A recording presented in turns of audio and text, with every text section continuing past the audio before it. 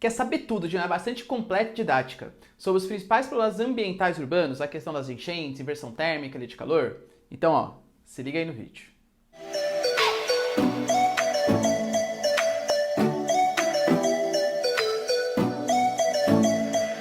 Fala galera, beleza? Vocês também estão legais, tranquilos de boa? Então tá, ó. Galera, é o seguinte, nessa aula de hoje a gente vai falar um pouquinho sobre os principais problemas ambientais oriundos da urbanização. Claro que existem outros, né? Poluição, esgotamento do solo, tal, essas coisas. Mas eu vou focar nessa aula sobre as questões ambientais urbanas propriamente. Se você quer ter acesso a esse conteúdo e a muito mais sobre geografia, geopolítica, atualidades, aulas completas aqui para vocês e também atualizações para mandar bem no vestibular e também na sua provinha, já se inscreve no canal, deixa seu like e compartilha esse vídeo, que eu, professor Ricardo, conto muito com a ajuda de vocês. Tamo junto? Belezinha? Posso contar com vocês? Então tá. Galera, é o seguinte, ó. O que seria um espaço urbano, né? A gente já tem uma aula aqui no canal de Geografia Urbana, qualquer coisa, galera, é só conferir lá, tá? Procurar Geografia Urbana, professor Ricardo, vocês acham?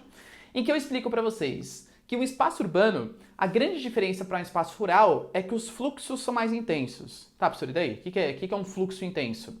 Fluxo de pessoas, fluxo de mercadorias, fluxo de informações, fluxo de serviços. Ou seja, basicamente, no espaço urbano, o capitalismo ele consegue se consolidar de maneira mais eficiente. É óbvio, a reprodução ampliada do capital ela fica mais intensa nos espaços urbanos. E isso está fazendo com que cada vez mais a gente tenha um processo de urbanização. Consequente a esse processo de urbanização, a produção, o consumo, enfim, também vem se ficando cada vez mais exagerado.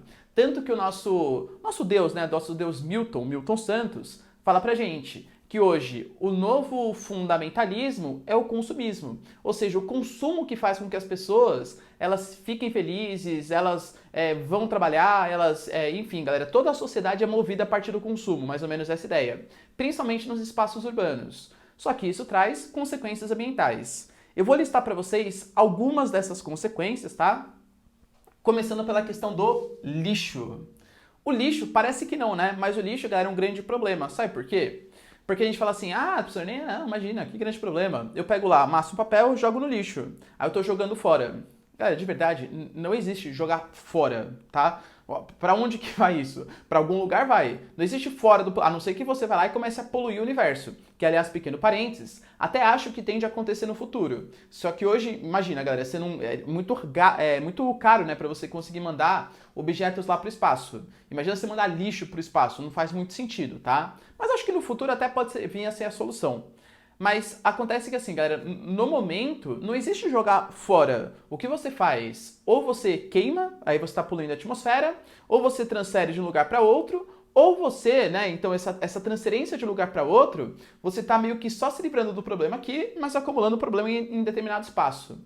Eu diria para vocês, ó, que esse aumento do consumismo faz com que a gente tenha uma produção cada vez maior de embalagens, produtos orgânicos, materiais, equipamentos e alguns lixos extremamente perigosos, né? Periculosidade gigantesca. Eu sei que parece meio estranho, mas tenta fazer uma experiência. Vou dar dois exemplos para vocês. Na época da faculdade, meu professor ele pediu pra gente amarrar um saquinho assim, ó, bem na beira, na alcinha, né, que você coloca o cinto, tal, essas coisas. Amarra um saquinho plástico e todo o lixo que você produzir, orgânico ou não orgânico, vai jogando nesse saco, para você ver o quanto de lixo que você produz em um dia. É uma quantidade extremamente exagerada. Não tem para onde ir. Vou dar outro exemplo para vocês. Eu, por exemplo, confesso, um pouco viciado em bis branco. Imaginem você, então todo filme que eu vou ver, por exemplo, não todos senão eu vou ficar meio gordinho, né, tal, mas enfim, eu tento controlar um pouquinho. Aí eu vou começar a ver um filme, por exemplo. Aí eu pego uma caixinha de bis branco, imagina aquela caixa. Você tira aquela embalagem por fora, já é o primeiro lixo. Aí você tem aquela embalagem de papelão circundando, né, segurando todos os bises. Não sei se é bises que fala, mas enfim. Já é mais um lixo. Cada um dos chocolates está embrulhado em mais um lixo. Quando você termina de comer, simples, né? Uma caixa de bis inteira, vê o quanto de lixo que você gerou. É uma quantidade absurda de lixo. E tudo isso sendo produzido por todas as pessoas, a todos os momentos, todos os dias. É muita coisa. Claro, a gente meio que joga para as periferias, para outros lugares, parece que nem existe. Mas, galera, de verdade, para onde que vai esse lixo?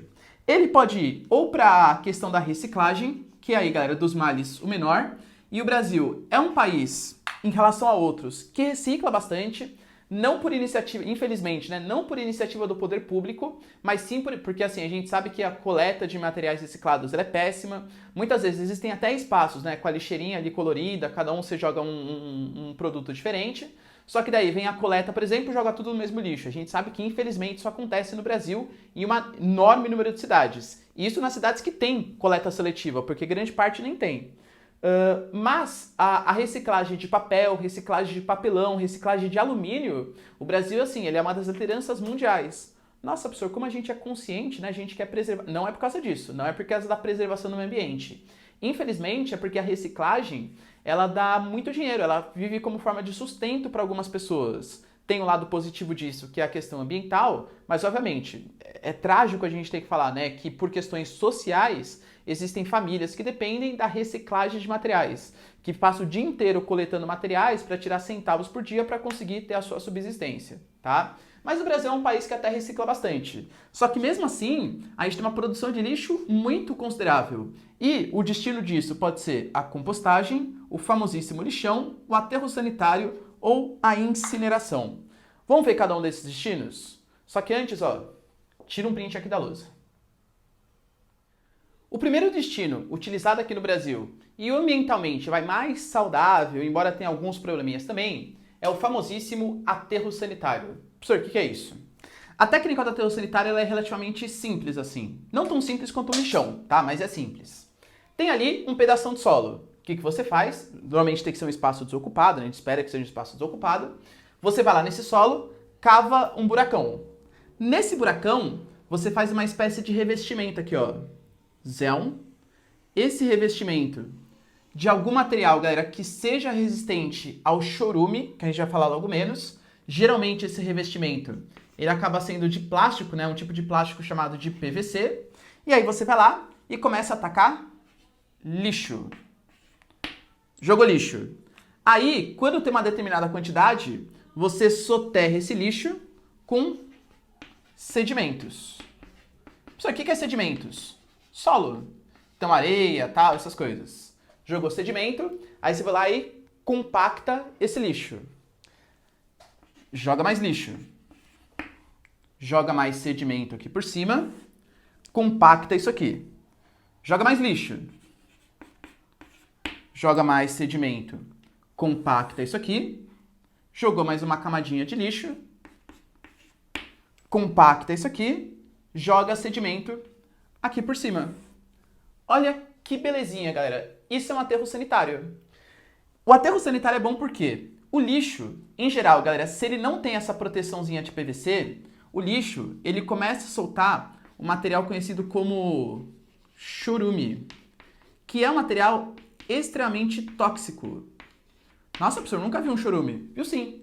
Imagina, por exemplo, você pega o cesto de lixo lá da sua casa. Quando você vai pegar o cesto de lixo, geralmente ele tem uma aguinha por baixo, aquele resto de lixo misturado com um monte de coisa, bem fedido, né, bem nojento. Isso é o chorume do seu lixo. Agora, imagina se o chorume, ele começa a penetrar no solo, aí penetrando no solo, contamina o lençol freático, é extremamente danoso para o meio ambiente. Por isso que tem que ter essa proteçãozinha de PVC. Outra coisa, esse lixo pode ser matéria orgânica e tal. Se for matéria orgânica em decomposição, começa a liberar um gazinho chamado de CH4, também conhecido como gás metano. Professor, e daí? E daí que o metano, ele é altamente inflamável. Aliás, ó, não fui eu, tá? Juro. Mas existem relatos de pessoas, por exemplo, que estão andando. Imagina, você está no meio do cemitério à noite, super normal, né? Aí está caminhando lá, beleza. Aí você pisa no solo, sai um foguinho assim do nada do solo e apaga. Sabe o que é isso? Pode ser, claro, né, cruz credo, tal, essas coisas. Pode ser uma parte mais espiritual, que eu não quero mexer com isso, nem sei. Mas pode ser também, como existe, é trágico, né? Mas existe muito corpo em decomposição, muita matéria orgânica em decomposição, embaixo do solo começa a formar bolsões de metano. E daí, professor? E daí que o metano, ele é altamente inflamável. Ou seja, pega fogo muito fácil. Inflamável. Tá? Geralmente, quando você faz eu estou colocando o seu estar aqui bonitinho, tá? Você tem que fazer uma área de escape para esse metano. Geralmente como se fossem uns caninhos assim, ó, que ficam tal. liberando esse metano. Esse metano ele pode ser utilizado, porque se ele for jogado diretamente na natureza, isso aqui é um dos principais gases do aquecimento global, tá? Ele é muito mais danoso que o CO2, por exemplo, que o gás carbônico. Então, o ideal seria você arranjar um jeito de capturar esse metano, até porque ele em grandes quantidades ele é bem perigoso, tá? E você queima esse metano. Você pode até gerar energia com esse metano. Vai gerar resíduos que vão provocar possivelmente o aquecimento global? Claro que sim, galera, tá? Mas é uma solução menos pior. É melhor você jogar CO2, que não é considerado um poluente, do que jogar metano na atmosfera, que aí sim traz uma série de consequências negativas. Tá bom? Professor, beleza, né? O aterro sanitário eu tô achando bem legal, bem interessante, né? Você esconde o lixo, você não faz com que o chorume contamine o solo lençol freático, acho que é bem interessante. E realmente, né? Eu diria pra vocês, galera, que de pontos positivos, nós temos a questão do espaço do lixo. Esse lixo não está ocupando um espaço ou coisa que o valha. E a questão ambiental. A questão ambiental é uma grande vantagem de fazer um aterro sanitário. Só que tem um problema. Qual que é o problema do aterro sanitário? Imaginem vocês que isso aqui é extremamente caro. Alto custo para se fazer um aterro sanitário. Se for um aterro sanitário bem planejado, aliás, você consegue até aproveitar esse espaço. Por quê, professor? Vou imaginar, ó, isso aqui é um solo. O que a gente pode fazer aqui em cima? A melhor solução, de verdade? Vamos fazer um parque. Não, professor, imagina.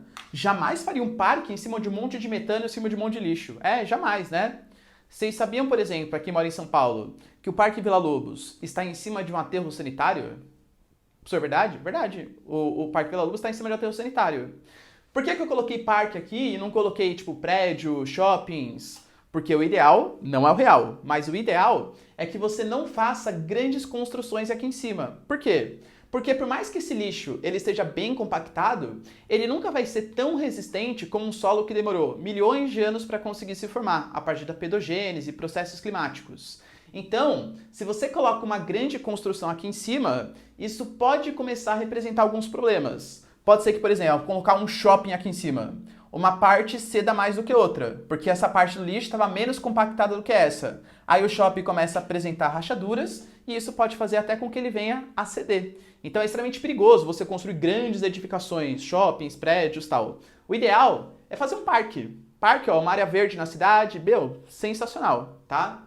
Ah, professor, entendi. Então quer dizer que não tem nenhuma grande construção em cima de aterro sanitário. Que nem eu falei pra vocês. A gente tem o ideal e tem o real. No real, infelizmente, a USP Leste está em cima de aterro sanitário. Aliás, algumas vezes as aulas já tiveram que ser paradas na USP Leste, justamente pelo alto nível de metano que existia ali. E tem um shopping na capital também, na Zona Norte de São Paulo, Zona Norte centro de São Paulo, que é o Shopping D. O Shopping Center Norte. O Shopping Center Norte, ele tá em cima de aterro sanitário também. Já teve risco de rachamento, já teve que esvaziar o prédio pelo alto nível de metano, risco de contaminação, risco de inflamação. Então, assim, por isso que eu falei pra vocês, aterro sanitário é legal, mas tem que tomar bastante cuidado. No Parque Vila Lobos, é um exemplo sensacional. Um parquezinho, área de captação de metano, tudo bem revestido, só que extremamente caro. Tudo bem? O ideal, claro, seria a gente fazer um tratamento do lixo antes de jogar no aterro sanitário, né? Então você pega, por exemplo, você faz um tratamento, separa os materiais reciclados dos não reciclados. Aí você passa por uma usina de compostagem para transformar material orgânico em adubo para o solo, tudo tal. Eu sempre falo que a Disney, ela adora retratar esses momentos, né? Ela adora falar sobre tratamento de lixo. Tem o Wall-E, por exemplo, que era uma espécie de compactador de lixo.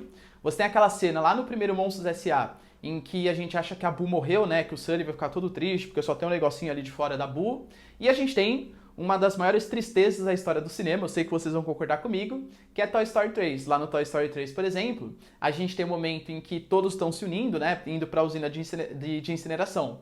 Você pode perceber que naquela cena final, existiam vários processos de separação do lixo. Materiais que eram metálicos, materiais orgânicos, foi tudo triturado, e o que não servia foi para incineração.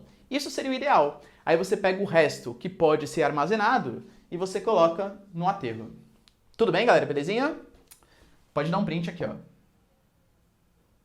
Bom, gente, um outro destino possível do lixo é o lixão, que infelizmente, ou felizmente, né, porque vem mudando esse processo, era o mais utilizado do Brasil até décadas atrás. Por quê? Porque, de verdade, quem fica a cargo da responsabilidade de lidar com lixo são as prefeituras, que, se for levar em consideração presidente, governador, prefeito, é o que dispõe da menor verba de todas, e ele tem que dar conta de toda a zeladoria do município. E é muito mais, assim, eleitoreiro ele construir um baita viaduto que aparece ali todo dia para a população, do que lidar com a questão do lixo. De verdade, em geral, a população, me livrei do lixo, beleza, pode ser até no oceano, joga em qualquer lugar que você quiser, só sai com esse lixo daqui. Então, as prefeituras, de maneira geral, elas se utilizavam da técnica do lixão, que nada mais é do que um depósito de lixo a céu aberto. O que seria isso? Você tem ali um espaço, geralmente nas periferias da cidade, e aí você ia lá, começava a colocar um lixo. Nossa, professor, que técnica sofisticada. Pois é, né? É bem simples. Aliás, uma das vantagens, vou até colocar aqui para vocês já. Qual que seria uma vantagem do lixão? O baixo custo. Cara, extremamente barato. A única coisa que você tem que fazer, ou a prefeitura tem que fazer, é pegar um espaço que não está sendo utilizado e depositar o lixo lá. Só que isso aqui gera uma série de problemas. Por exemplo, todo lixo ele passa a ser uma área de liberação de metano. E lembrando que metano é um gás que contribui para o aquecimento global, extremamente danoso para o meio ambiente. O lixo, dessa maneira, ele passa a ser também uma espécie sem tratamento, lixo a céu aberto, ele passa a ser um vetor de doenças. Aliás, quem não lembra, né, da novela da Nina, da Carminha, tal, essas coisas, pessoas que tiram seu sustento a partir do lixão. Só que aqui você tem, por exemplo, uma série de insetos, animais peçonhentos com veneno, que também vão se aproveitar desse lixo. E pessoas que se aproveitam desse lixo. Então, além de um problema ambiental, isso aqui passa a ser um problema social também. Esse lixo, por exemplo, ele tem todo aquele líquido, né, que eu falei para vocês, que vai infiltrando no solo e no lençol freático, que é o chorume. Então, se a gente tem o ponto positivo, que é o baixo custo, a gente tem o ponto negativo, que são as questões sociais e ambientais. Tanto relacionado a uma possibilidade de infiltração no solo, lençol freático e, consequentemente, algum lago, algum reservatório de água que vai ser utilizado para abastecimento da população, quanto por ser um vetor aqui de doenças, tá? Outro destino possível do lixo que a gente pode colocar seria a incineração. Incineração, que nada mais é do que tacar fogo no lixo. Então você tem um lixo e você queima ele. Taca fogo nesse lixo aí. Ah, professor, isso aí é bom, não é? De novo, tem pontos positivos e pontos negativos. O ponto positivo da incineração é que você se livra do problema. Então imagina se todo o lixo do mundo fosse queimado. Não precisaria ter aterro sanitário, não precisaria ter lixão, não precisaria ter nenhum espaço. Ele está sendo queimado, ele sumiu. Por que eu coloquei sumiu? Porque a gente sabe, né, que na natureza não é assim, queimou, sumiu. Tudo isso vai ser transformado em agentes poluentes. Se a gente queimasse todo o lixo que existe na natureza, na nossa sociedade, nos espaços urbanos, consequentemente o nível de poluição, consequentemente o aquecimento global, dentre outros problemas, seria um grande problema. Entendi. Então o Ricardo falou que não tem nenhuma vantagem. Claro que tem. O custo é baixo para você fazer a incineração e você se livra do problema. De verdade, incineração, de maneira geral, só é utilizado para equipamentos médico-hospitalares. Equipamentos médicos hospitalares. Não só, tá? Mas tudo que lida assim com coisa de cosmética, coisa clínica, assim. Então, por exemplo, estúdio de tatuagem, dentistas, médicos também. Todos eles têm que ter um destino especial para os seus lixos. É um lixo que não se mistura com os demais. Vamos pegar por que tem incinerado? Imagina que, por exemplo, a gente pega um cara recebendo um tratamento, aí ele vai fazer um exame de sangue, só que ele está contaminado com HIV, por exemplo. Aí o hospital faz o exame de sangue, pega a agulha, joga no lixo comum. Aquele lixo comum vai parar no lixão e tem pessoas que precisam se aproveitar desse lixo, vão lá, estão procurando, se espetam com uma agulha de HIV. Pronto, o cara está contaminado. Percebe como é perigoso lixo médico hospitalar? Então, tudo que lida com cosméticos, saúde, coisa que valha, precisa ir para incineração, para essas indústrias aqui que queimam o nosso lixo. Belezinha? Tem o ponto positivo e o ponto negativo, ok? Galera, tira um print aqui, ó. Um problema que acontece bastante nas grandes cidades é um probleminha relacionado à ilha de calor, a formação de ilhas de calor. O que seria isso, professor? Basicamente, as ilhas de calor, elas são um fenômeno que acontece nas cidades, no qual o centro ele vai ter uma temperatura muito maior que a periferia. Calma aí, professor. Esse ovo aqui é uma cidade? Exatamente, parece um ovo frito, mas juro que é uma cidade. Se a gente pegar, por exemplo, um desenho esquemático aqui. O que existe na periferia das grandes cidades? Em geral, a periferia ela vai ter materiais mais arborizados, parques, universidades e por aí vai. Então, a periferia cheio de arvorezinhas. Obviamente, vocês estão percebendo que isso aqui é uma arvorezinha esquemática, beleza? Quando você pega as áreas centrais, elas são muito mais asfaltadas, com muito mais concreto. Se a gente for representar, a gente consegue até falar que a região central, ela vai ter a presença de muito mais prédios. Prédios, asfalto, lugares mais poluídos. E daí, professor? E daí que pelo albedo... Professor, o que seria esse albedo aqui, ó? Esse albedo nada mais é do que a capacidade de refletir a luz solar, ou qualquer tipo de luz, tá? Esses materiais, o concreto, o asfalto, prédios espelhados, por exemplo, que existem, eles têm uma capacidade de reflexão muito diferente das áreas mais periféricas. Das áreas mais periféricas são mais arborizadas. Eu vou dar o exemplo de São Paulo, porque é a cidade que eu moro, e eu tenho muito mais propriedade para falar, claro. Se a gente pegar a diferença de temperatura entre o centro e a periferia, às vezes chega a 8 graus. Ao mesmo tempo, o centro está 8 graus mais quente que a periferia. A média não são 8 graus, tá? A média enquanto a periferia está aí em torno dos seus 19 graus, nós temos o centro da cidade com uma temperatura de 25 graus anuais. Ou seja, uma diferença, um gradiente de temperatura de 6 graus. Por quê? Imagina, por exemplo, vou fazer um desenho aqui para vocês, esquemático, tá? Nós temos aqui, de um lado, prédiozinho, um asfalto, uma rua aqui no meio, asfalto do outro lado, prédio do outro lado. Aí vem um raio solar, vem o solzinho aqui, ó, todo sorridente, felizinho, libera seus raios solares. O raio reflete aqui, reflete aqui, reflete aqui, reflete aqui, reflete ali. Até ele sair dessa atmosfera, esse raio ele vai se refletindo e ele vai causando um aumento das temperaturas médias. O maior caso que existe, eu vou dar um exemplo para vocês, da Avenida Paulista. A Avenida Paulista é literalmente isso que eu desenhei para vocês. É uma ruazona, um asfalto gigantesco, um monte de concreto e prédio dos dois lados. Esses prédios, para agravar ainda mais a situação, são prédios espelhados, que refletem muito melhor a luz e, consequentemente, o calor. Isso vai gerar temperaturas extremamente elevadas, por conta desses materiais com maior capacidade de reflexão do calor, tá bom? Então, isso é um fator que acontece. O centro muito mais quente que a periferia. Professor, mas vocês veem problema em tudo, né? Qual o problema? É só se for para uma área periférica levar uma blusa, tal. Não é bem assim, tá? Não é bem assim. Por quê?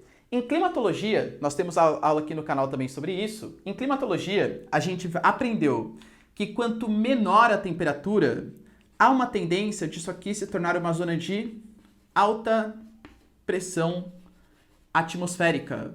Como assim, professor? Como está muito frio, as partículas de ar aqui, elas estão muito concentradas. Então é como se o ar estivesse muito juntinho nessas regiões mais periféricas. Por quê? Quanto mais frio, mais concentrado estão os materiais. Aqui uma alta pressão, ar muito concentrado. Aqui, como a temperatura está mais elevada, maiores temperaturas, a gente pode falar de uma zona de baixa pressão atmosférica. Professor, e daí? E daí que aí, aqui, o ar está mais espaçado. Imagina, né? Quando você esquenta o material, ele dilata. Quando você esfria o material, ele concentra. E daí que a natureza não gosta desse desequilíbrio. Então, se nós temos uma atmosfera altamente concentrada na periferia, porque está mais frio, e o centro está mais quente, olha o processo que vai acontecer. Zéu, zéu, zéu, zéu. Professor, o que é esse zéu aqui, ó? Essas flechinhas amarelas que eu tracei para vocês são ventos. Vocês sabiam que o vento, ele nada mais é do que uma tentativa de equilíbrio das pressões atmosféricas? Como assim, professor? O vento é o deslocamento de ar e o ar, ele sempre vai sair da alta pressão, onde ele está muito concentrado, para baixa pressão, onde ele está pouco concentrado. A periferia é alta pressão, o centro é baixa pressão, pronto, perfeito. A gente vai ter um deslocamento de ventos. Só que convenhamos, galera, esses ventos, muitas vezes, eles podem ser ventos úmidos. E daí, professor? E daí que a gente vai fazer? Primeiro ponto, nas grandes metrópoles, os reservatórios em geral, eles estão nas áreas mais periféricas. As áreas periféricas, então, é onde tem que chover para encher os reservatórios, Cantareira, Bines, Guarapiranga, enfim, os sistemas de abastecimento das grandes metrópoles. Há uma tendência, então, de menos chuvas na periferia, que é o local, de maneira geral, onde precisa chover mais para encher os reservatórios, e mais chuvas trazida por esse monte de vento úmido que se concentra nessa área central, no centro da cidade. Nos centros urbanos. E daí, professor? E daí que os centros urbanos, lembra que eu falei para vocês, eles são mais asfaltados, concretados, eles têm menos espaço para esse escoamento de água. Os rios que por ali passam, muitas vezes estão retificados, eles estão canalizados, estão debaixo do solo, então não tem para onde essa água escoar. O que vai acontecer? Um dos principais problemas que a gente sabe, que a gente vai discutir aí dos problemas ambientais urbanos, há uma tendência de ocorrência de enchentes. As enchentes, elas são agravadas também porque chove muito mais na área central, já que as temperaturas são maiores. Olha que interessante. Até a questão da dengue também, porque há um estudo, né, publicado falando que os ventos, eles também servem como se fosse uma rota para os mosquitos.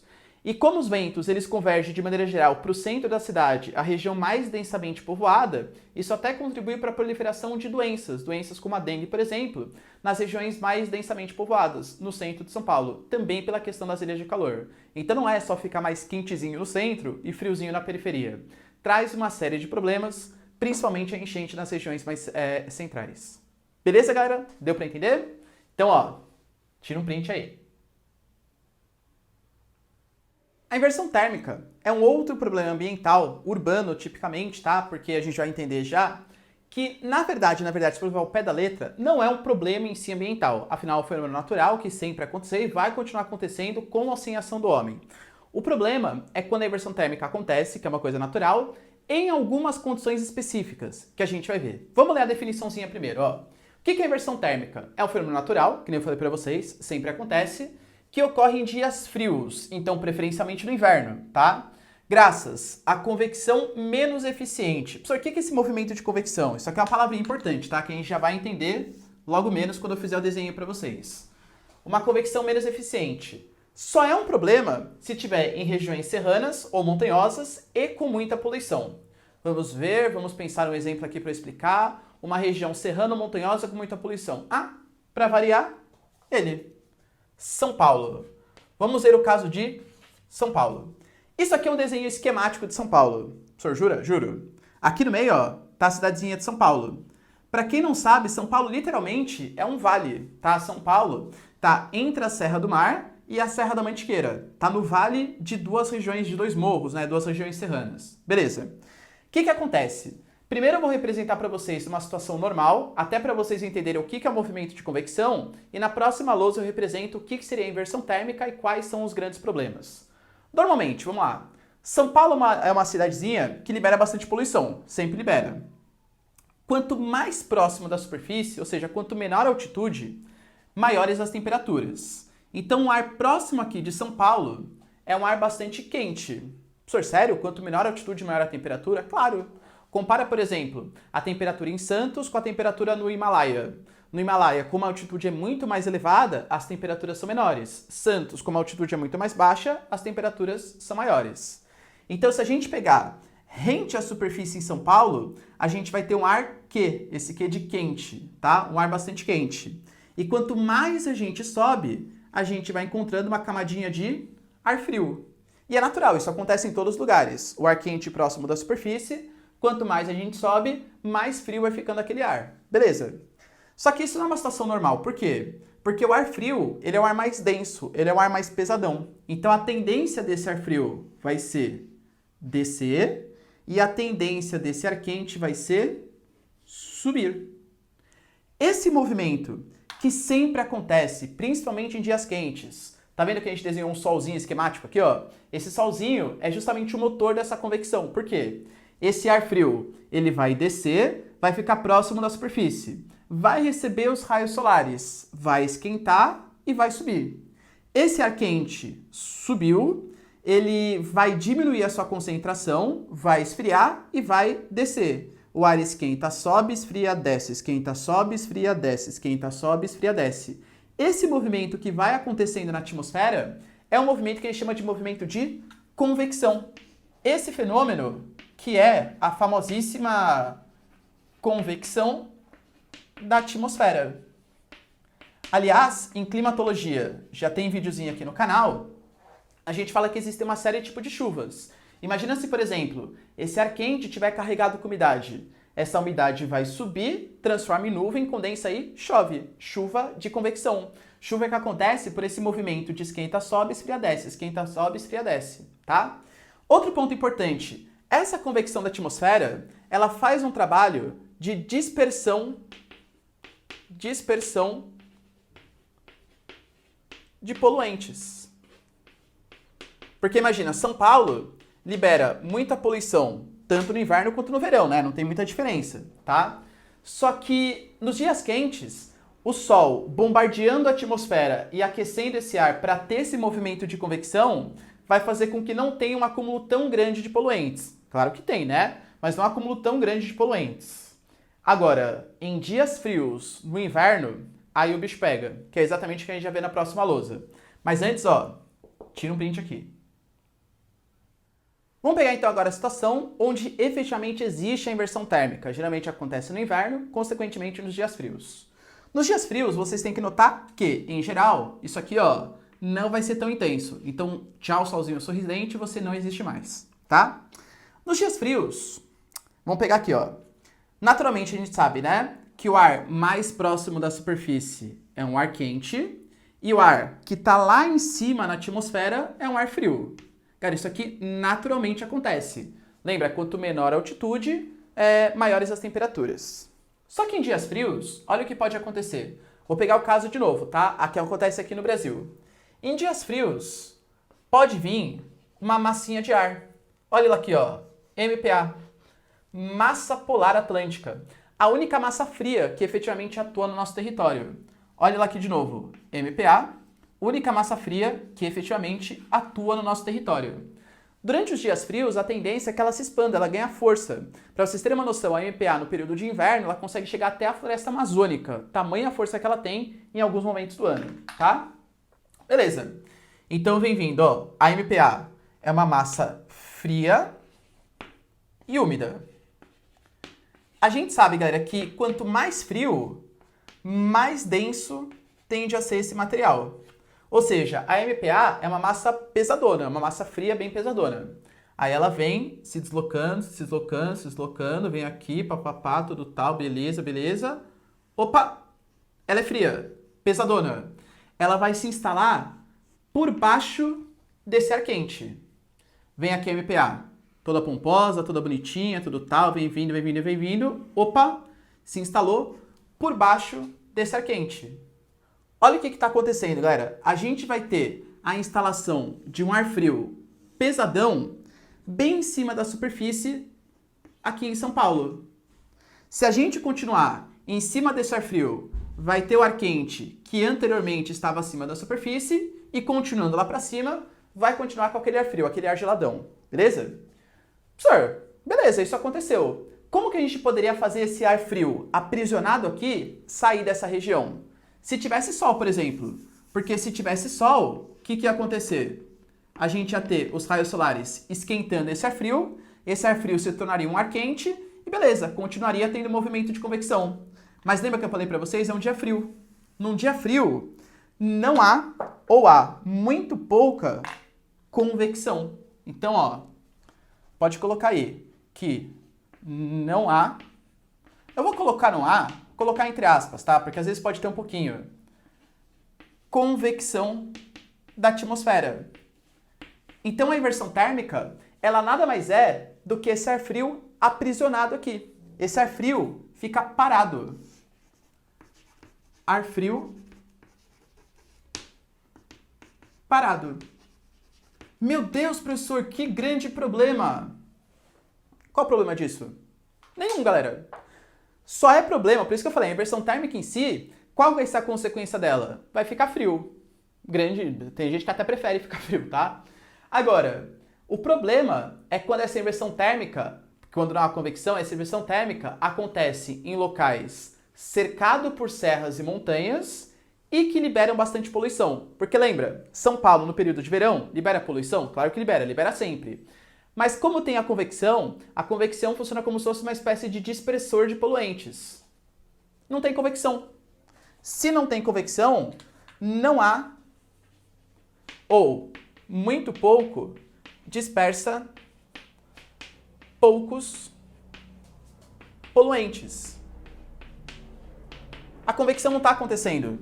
Então a gente vai ter um ar frio parado e que, aliás, vai tendo um acúmulo de um monte de poluentes. Esse é o grande problema. Aqui vai ficar um ar extremamente poluído. Para piorar ainda mais a situação, como está cercado por serras e montanhas? Esse ar está parado porque ele não consegue se movimentar na horizontal, porque está cercado por serras e montanhas, e não consegue se movimentar na vertical, porque não tem a convecção do ar, já que é um dia frio. Esse ar frio fica paradão, dispersa poucos poluentes. Se você pegar a qualidade do ar das grandes cidades que existem no mundo, né, que sofrem conversão térmica no período de inverno, ela é ridiculamente ruim. Por quê? Porque o ar fica parado, ele fica aprisionado, ele só fica concentrando poluentes. Toda cidade que libera bastante poluente cercado por serras e montanhas vai ter esse problema da inversão térmica. Perceba então que a inversão térmica em si não é o problema. O problema é uma região que libera bastante poluição. E aí quando há inversão térmica, esse ar fica parado, ele fica acumulando uma série de poluentes. Olha que interessante. Quais são as cidades do mundo que sofrem com isso? São Paulo é o grande exemplo dos vestibulares aqui de São Paulo, mas a gente pode pegar também no mundo a cidade do México. A cidade do México ela é ainda mais poluída do que São Paulo. A cidade do México sofre um gravíssimo problema relacionado à poluição. Até porque na cidade do México não é que eles têm duas serrinhas, eles têm dois dobramentos modernos, a Serra Madre Oriental e a Serra Madre Ocidental. Isso sim é o grande problema. Santiago sofre bastante com a inversão térmica também. Todas as grandes cidades que liberam poluição cercado por serras e montanhas, tá? Qualidade do ar péssima. Quem mora nessas cidades no período de inverno sofre muito, né? Com rinite, dentre outros problemas respiratórios. Tudo bem, galera? Deu para entender a inversão térmica? Em si não é um problema, só é um problema quando está cercado por serras e montanhas e cidades que liberam bastante poluição. Beleza? Tira um print aqui, ó. Outro problema social ambiental urbano bem típico aí das grandes metrópoles é a questão das enchentes. Para quem mora no Rio de Janeiro, Belo Horizonte, São Paulo, enfim, as maiores metrópoles que a gente tem aqui no Brasil, sabe o quanto que há o sofrimento com esse tipo de problema. Vamos lá, ó. Por que acontecem as enchentes? Já sei, professor, é porque eu jogo papel de bala pelo carro. Não é por isso. Ah, entendi. O Ricardo falou então que eu posso jogar lixo na rua. Também não falei isso, tá? Vamos entender um pouco melhor o processo. As enchentes, o motivo, percebam aqui, ó, que motivo eu só coloquei um para vocês, porque efetivamente essa é a motivação. A ocupação das áreas de várzea. Como assim, professor? O que seria uma área de várzea? Uma área de várzea é uma área que possui inundações periódicas. Ou seja, quando não chove, essa região fica seca. Quando chove, essa região fica alagadiça. É sabido, tá? A gente sabe há séculos que existem as áreas de várzea. Geralmente essas grandes metrópoles brasileiras, enfim, até mundiais mesmo, né, algumas, elas foram construídas sem planejamento algum. E aí a gente tinha, por exemplo, vou pegar o caso de São Paulo, tá? A Marginal Pinheiros, a Marginal Tietê, o Córrego Aricanduva, o Córrego Ipiranga, tal. São regiões onde valia bastante a pena ocupar, porque a cidade de São Paulo ela cresceu a partir dos seus rios. Então eram eixos econômicos bem importantes. Só que você não pode ocupar porque são áreas de várzea. Então tinham aquelas indústrias que estavam próximas daqueles rios. Aquelas indústrias precisavam de trabalhadores. Imagina aonde que os trabalhadores, em geral mais pobres, começaram a se instalar. Bom, deixa eu ver, é uma região que é valorizada, né? Porque tem muitas indústrias, comércio, empregos e tal. E que não tem ninguém morando. Beleza, vou ocupar onde? As áreas de várzea. A cidade de São Paulo, as grandes metrópoles brasileiras, sem planejamento algum, elas cresceram ocupando essas áreas de várzea. E aí, é óbvio, quando não chove, as pessoas estão ali de boa, tranquilas e tal. Quando chove, essas áreas alagam, tá? Claro, elas já alagariam de qualquer maneira. Existem alguns fatores que eles podem potencializar. Eles podem tornar essa enchente mais intensa, essa enchente mais intensa ainda. Que são aqui o que eu coloquei para vocês, esses fatores aqui potencializadores. Então, por exemplo, a gente pode colocar a impermeabilização dos solos. Como assim, professor? Uma coisa que solucionaria muito mesmo a questão das enchentes, solucionaria não, né? Deixaria mais ameno, digamos assim, a questão das enchentes, seria você simplesmente trocar o asfalto por paralelepípedo. Por quê? Porque você colocando paralelepípedo, você tem espaços de escoamento da água. E aí aquela água, quando chove, ela não vai ficar toda ela em cima da superfície. Ela vai infiltrar no solo e a ocorrência de enchentes ela vai ser bem menor, tá? De novo, vai ter enchente? Vai, de qualquer jeito. Se ocupa a área de várzea, vai ter enchente. Só que amenizaria o problema, tá? Só que qual que é a questão? O paralelepípedo ele é muito bom do ponto de vista ambiental, mas ele é muito ruim do ponto de vista social e econômico. Imagina, você não pode colocar um carro ficar andando a 60, 70, 80 km por hora em cima de um paralelepípedo. Isso danifica o amortecimento, a embreagem, a suspensão, perdão, do carro. Como a gente sabe que sempre que a gente vai pesar as questões econômicas e as questões sociais, ambientais, as questões econômicas acabam falando mais alto, a gente escolhe o asfalto, impermeabilizando o solo e dificultando a infiltração de água. Aí toda aquela água da chuva, ela vai escoar superficialmente na forma de enxurradas, vai encher o rio de uma maneira muito rápida, muito intensa, favorecendo a ocorrência de enchentes. Tudo bem? Assoreamento dos rios. O que seria esse assoreamento dos rios? É quando você tem depósito de lixo e ou sedimento no fundo desse rio. Como assim, professor? Você pega, por exemplo, todos os rios das grandes metrópoles. Não existe cobertura vegetal para segurar o solo. Então todo aquele solo ele acaba escorregando e acaba indo em direção ao fundo do rio. Se não é solo, se não é sedimento, é lixo mesmo. E aí o que acontece? Aquele rio que era bastante profundo e aguentava uma quantidade de água até que significativa, ele está muito raso agora, porque o seu fundo, o seu talveg que a gente fala, né, o fundo do rio, ele está cada vez mais próximo da superfície. Qualquer chuvinha que acontece, pronto, já favorece o problema das enchentes, tá bom? Potencializa o problema das enchentes. Lixo nas vias. Poxa, se as ruas já são asfaltadas, pelo menos existem, né, os bueiros que servem para escoar aquela água. A gente sabe que o poder público investe pouquíssimo na manutenção dos bueiros e que a gente também, né, a população, a gente colabora bastante jogando o nosso papel na rua, jogando lixo nas vias, e isso contribui para entupir os bueiros, que seriam uma solução para escape daquela água. Obviamente, a retificação e a canalização dos rios, porque foi isso que a gente fez.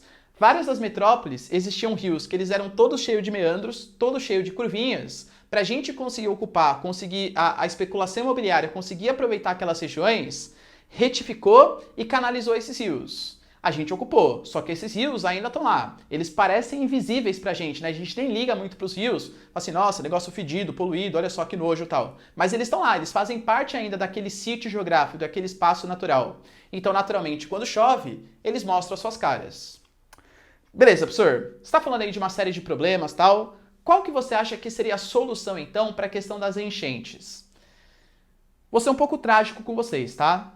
Da mesma maneira que, vou até voltar um pouquinho, quando a gente falou, por exemplo, da questão das ilhas de calor. Qual seria a solução para as ilhas de calor? Sabe o que tem que fazer? Tem que tirar asfalto, prédio, enfim, fazer uma coisa mais homogênea. Aí não vai ter essa grande concentração nas áreas centrais. Posso colocar isso no vestibular então, professor? Óbvio que não, né? Toda proposta, toda solução que você for pensar para esses problemas ambientais, ele tem que respeitar os direitos humanos. você destruir a Avenida Paulista porque lá tem prédio espelhado não é a solução, tá bom? Não pode fazer isso. Ah, vamos destruir as áreas de moradia, destruir os prédios. Beleza, os caras vão morar onde? Não existe política pública em São Paulo nem hoje, onde tem prédio, quando tem prédio. Imagina, por exemplo, a gente destruísse para acabar com as ilhas de calor. No caso das ilhas de calor, a construção de áreas verdes, a construção de áreas mais arborizadas nas regiões centrais seria um escape para tentar regular, para diminuir um pouco essa diferença, esse gradiente de temperatura. Na questão das enchentes, de verdade, galera, solução seria tirar aquelas pessoas daquela região. Tirar as regiões das áreas de várzea. É que nem deslizamento de terras. As pessoas moram na área de encosta. Chove, vai deslizar as terras, não tem muito o que fazer, tá? A solução seria tirar aquelas pessoas de lá.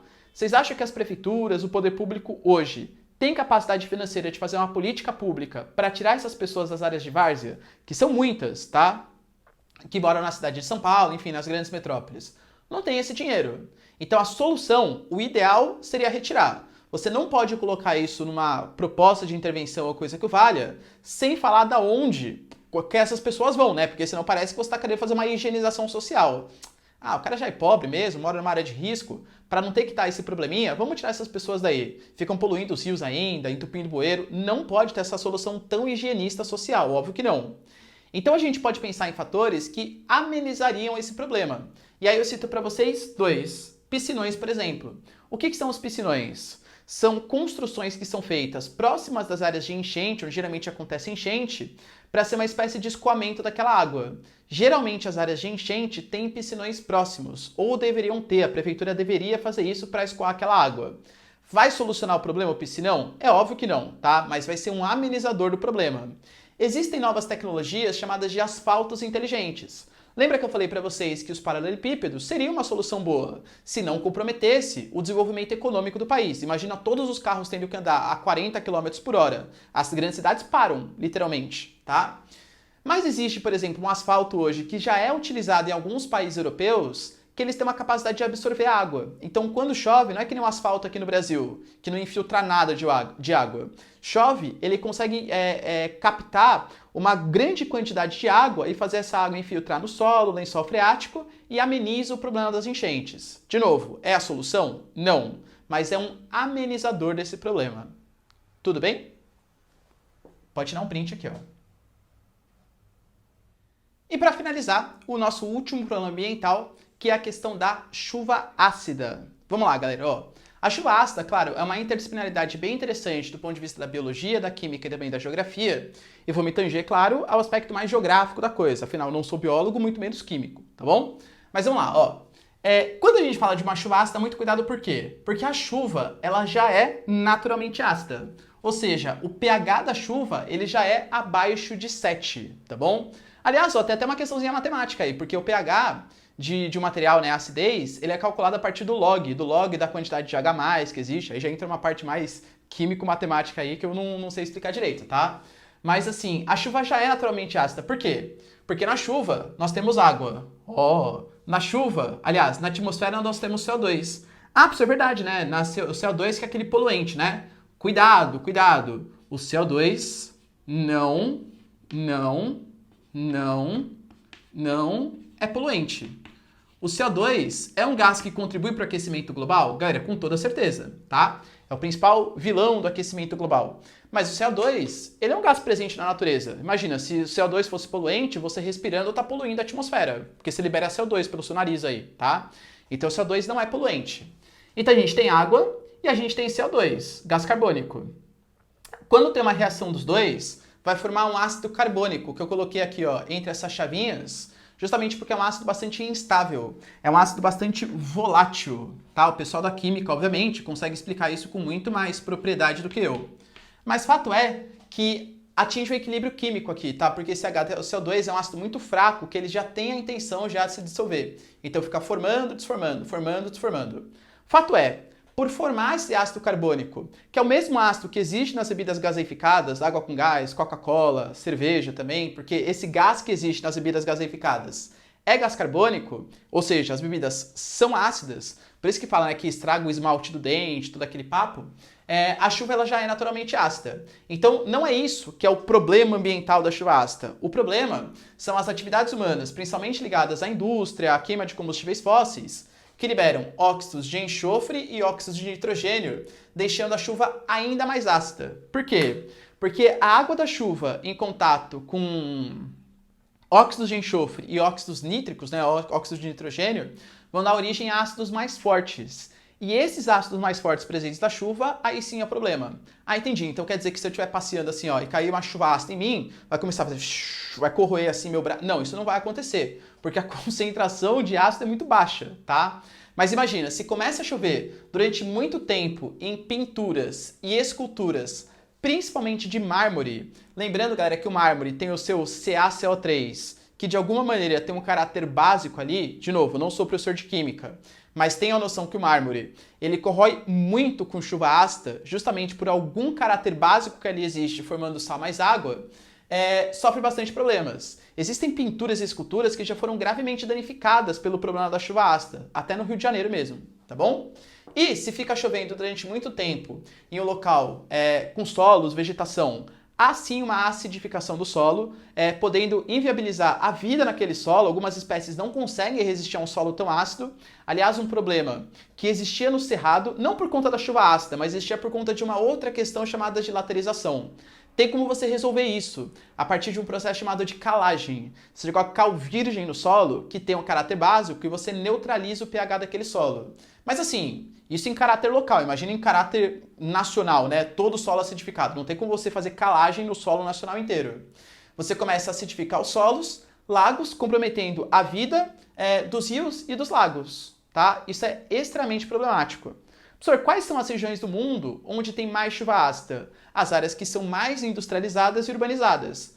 Principalmente se forem indústrias de base, indústrias que utilizam carvão mineral, siderúrgica, metalúrgica. Por quê?